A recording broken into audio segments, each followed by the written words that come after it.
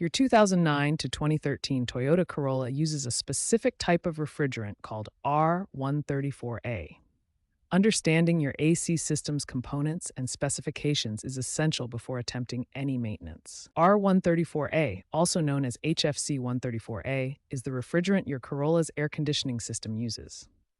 This molecule consists of carbon, hydrogen, and fluorine atoms arranged in a specific structure that makes it effective for cooling. The EPA is phasing out R134A in favor of more environmentally friendly alternatives. However, your 2009 to 2013 Corolla still requires R134A refrigerant. Never use a different type of refrigerant in your system. Your Corolla's AC system holds approximately 16 to 18 ounces of refrigerant, which equals about 450 to 510 grams. This precise amount is critical for proper system operation. Now let's examine the key components of your AC system.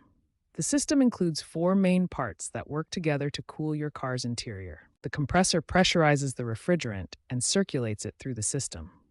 The condenser removes heat from the refrigerant, while the evaporator absorbs heat from your car's interior. The expansion valve controls refrigerant flow. Here's a detailed view of the compressor, which is the heart of your AC system. It uses a clutch mechanism to engage and disengage, and internal components to compress the refrigerant gas. Understanding proper system pressures is crucial for diagnosis and service. Your Corolla's AC system operates at specific pressure ranges that indicate whether it's working correctly. The low pressure side should read 25 to 35 psi when the engine is idling. The high-pressure side should be 200 to 250 psi, depending on the outside temperature. These readings help determine if your system needs refrigerant. Before working on your AC system, safety is paramount. Always wear eye protection because refrigerant can cause frostbite if it contacts your skin or eyes. Ensure good ventilation since refrigerant displaces oxygen in enclosed spaces. Now you understand the basics of your Corolla's AC system. It uses R134A refrigerant, holds 16 to 18 ounces, and operates at specific pressures. With proper safety precautions, you're ready to learn the recharge procedure. Let's walk through the complete process of recharging your Toyota Corolla's AC system. We'll cover each step carefully to ensure you do this safely and effectively. Step 1. Get an AC recharge kit specifically designed for R134A refrigerant.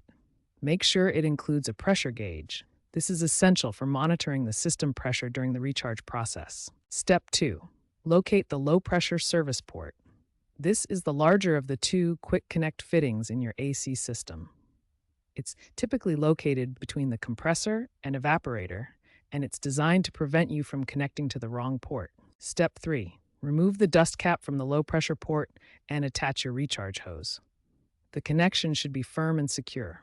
You'll hear a slight hiss as the hose connects. This is normal. Step 4. Start your engine and turn the AC to maximum cold with the fan on high.